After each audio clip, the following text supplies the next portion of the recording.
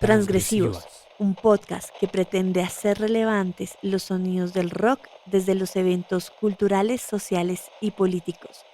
Presenta Sebastián Tabima. Hola, bienvenidos a Transgresivos. Bueno, el día de hoy iniciaremos con un nuevo país, Paraguay.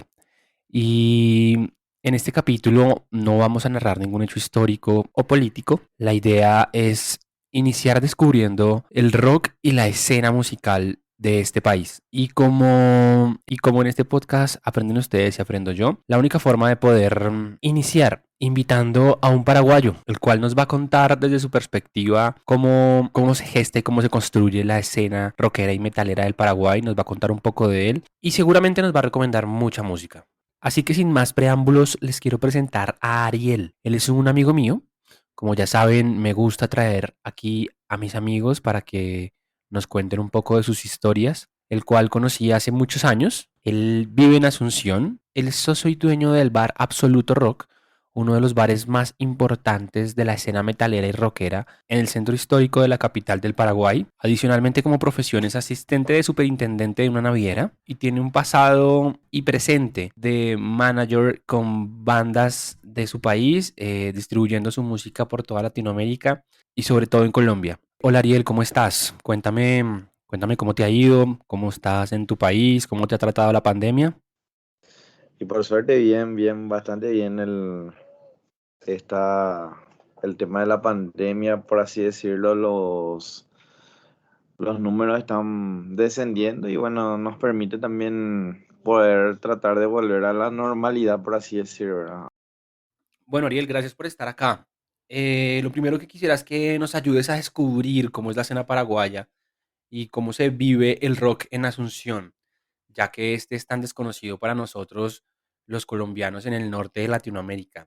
Cuéntanos un poco de eso. Y bueno, en Paraguay por lo menos la escena arrancó allá por finales entre el 83 para adelante, ¿verdad? Y con el tema de la dictadura había muy pocas bandas, ¿verdad?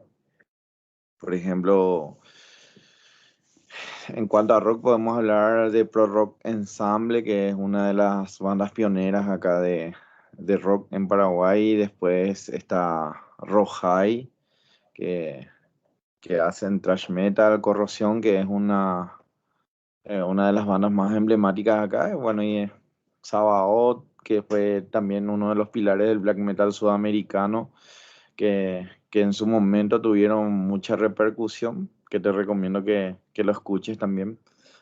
Y bueno, después de los 2000 vino una camada nueva de bandas, ¿verdad?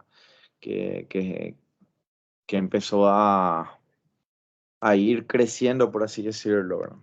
En todo lo que es la escena a lo largo del país, ¿verdad? Podemos hablar como The Force, Patriarca, Quasar, entre algunas de las bandas más convocantes, ¿verdad? Hoy por hoy también tenemos bandas que siguen en vigencia como Steel Rose, ¿verdad? Que creo que ya están por los 25 años aproximadamente tocando, que hacen heavy metal y bueno, van surgiendo buenas propuestas y también llegando a distintos sellos del mundo, ¿verdad? Porque, por ejemplo, Lucifer Children, que es una banda de doom metal con una vocalista femenina y ya van por su segundo disco que van a lanzar, creo que este noviembre con un sello europeo, no recuerdo, de HU, creo que. Y bueno, la verdad que ahora mismo creo que la mayoría de la gente está optando para poder ensayar y sacar materiales con este parate que hubo bastante, ¿verdad? Entonces creo que ahora las bandas se están reactivando con el tema de los ensayos. Algunos aprovecharon esto para sacar discos. Lo que me estás contando es una escena completamente producida, una escena muy fuerte, que yo creo que se vive en su cercanía con el Uruguay, con Argentina en el norte, con Brasil hacia un costado. Em, ¿Por qué será que en Latinoamérica, o por lo menos para mí como colombiano, que es por lo que vengo a hablar contigo, ¿Por qué será que es tan desconocido? ¿Por qué será que aquí no llega una banda paraguaya Rock al Parque? ¿Por qué no se sabe, no se conoce? Se siente, se escucha más lo argentino que lo paraguayo y estamos más cerca y tenemos una historia más chévere de hermandad entre los dos países. Es muy curioso que lo paraguayo no se siente. Y yo creo que tiene más que ver con el tema de cómo encara las bandas, ¿verdad?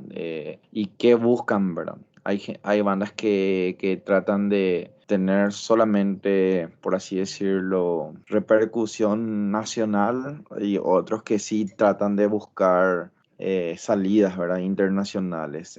Sí tenemos muchas bandas que llegan a Brasil y también en Argentina. No te puedo negar porque somos países limítrofes. Con Colombia sí, ¿verdad? Yo particularmente fui manager en su momento de una banda que se llama Saigai y lo llevamos a Ibagué Ciudad Rock, si mal no recuerdo fue el 2016 aproximadamente y fue a través del sello colombiano canadiense Viuda Negra Music. También creo que vienen bandas colombianas aquí para marzo en el bar. Creo que van a venir dos bandas. Ya estaba reservada la fecha. Van a venir dos bandas colombianas.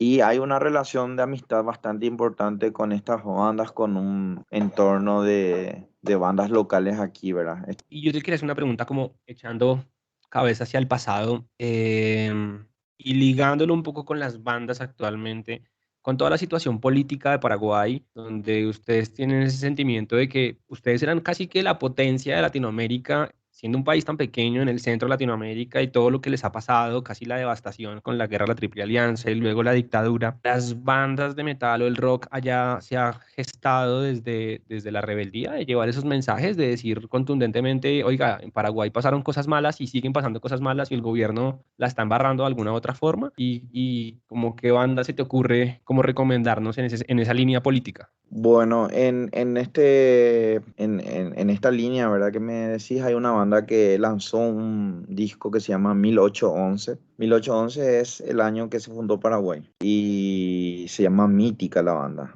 Básicamente es un disco totalmente temático de lo que es a lo largo de la historia paraguaya, las guerras, habla de la guerra del Chaco que fue contra Bolivia, habla de la independencia, de la Triple Alianza, ¿verdad? Que tuvimos una guerra para el que no sabe, ¿verdad? Con Brasil, Argentina y Uruguay, ¿verdad? Que justamente casi al 80% de la población aniquiló en esa Triple Alianza.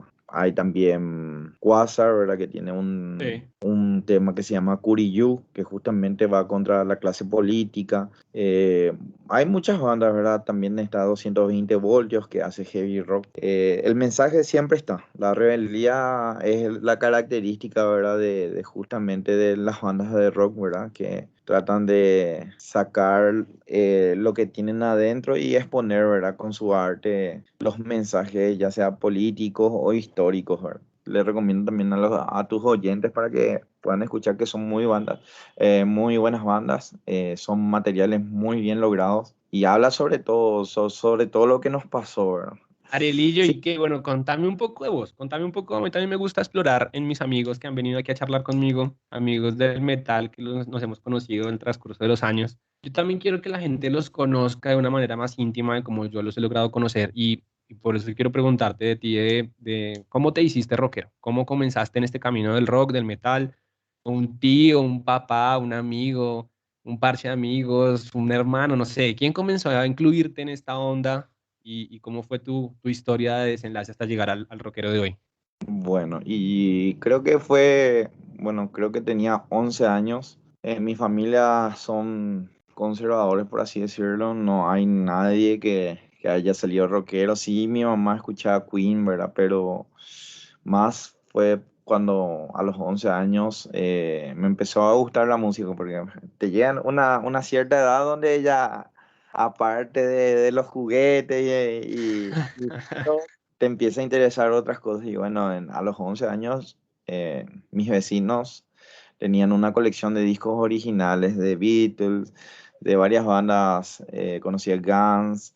Y dentro de ese montón de discos había un disco en particular que me atrapó totalmente y me metió de lleno en este camino que se llama Víctimas del Vaciamiento. Con esa banda me voló la cabeza y no podía parar de escuchar. Y posteriormente, cuando ya estaba en el colegio, me iba a terminal de ómnibus, ahí encontré un disco, un compilado de discos que tenía, recuerdo que Black Sabbath, Ozzy, Deep Purple y Iron Maiden, ¿verdad? Y fue la primera vez que escuché Rancho de Hill y no paraba de escuchar.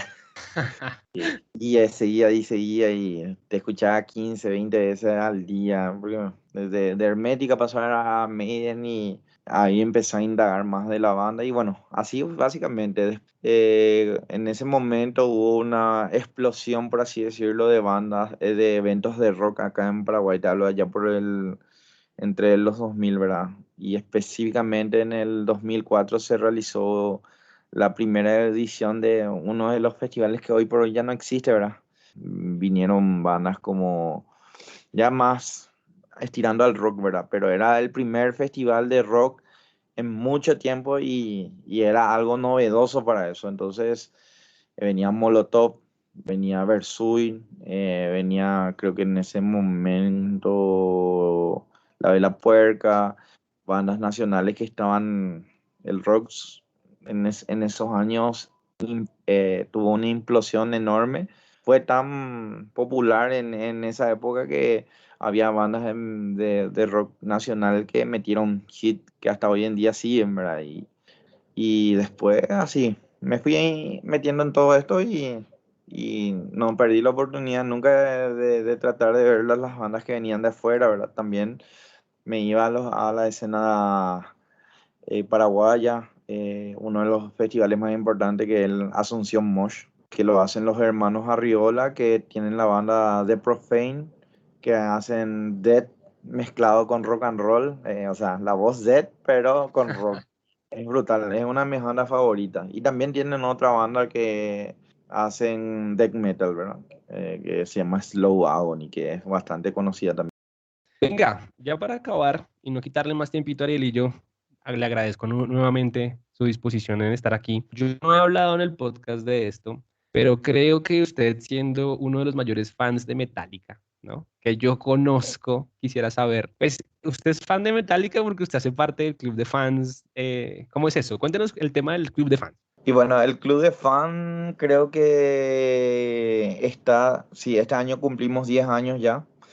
En el 2011 se fundó, lo fundaron unos amigos míos, Roque Silvero, Lorena Jordán, Orly Chaparro, y empecé a asistir, ¿verdad? Eran ideas de poder concretar la avenida de Metallica, que para ese entonces era un sueño utópico, ¿verdad?